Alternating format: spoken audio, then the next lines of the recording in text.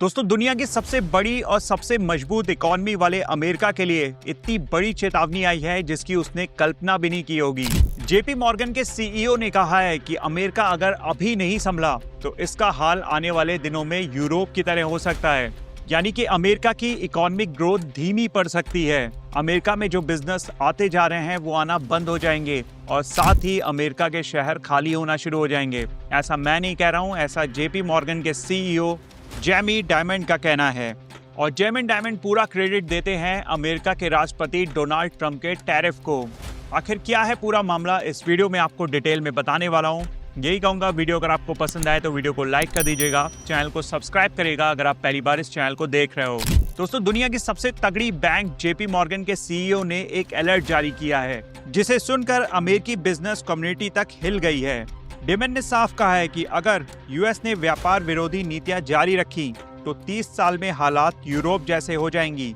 यानी कि इकोनॉमिक रफ्तार धीमी हो सकती है, बिजनेस भाग सकते हैं और शहर खाली हो सकते हैं। डायमंड के मुताबिक ट्रंप की ट्रेड पॉलिसी में दुनिया भर में ट्रेड वॉर छेड़ दिया है। भारत, चीन, जापान सब ट्रंप के इंपोर्ट टैक्स से परेशान हैं और अब इसका असर खुद अमेरिका पर दिखने लगा है।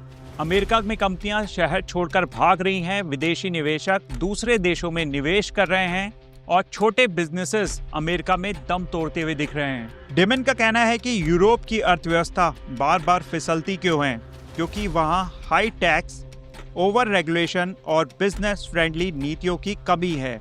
और डराने वाली बात यह है कि अमेरिका भी ठीक उसी रास्ते को पकड़ चुका है। अमेरिका में टैक्स बढ़ रहे हैं, नियम सख्त हो रहे हैं और बिजनेस बाहर जा रहे हैं।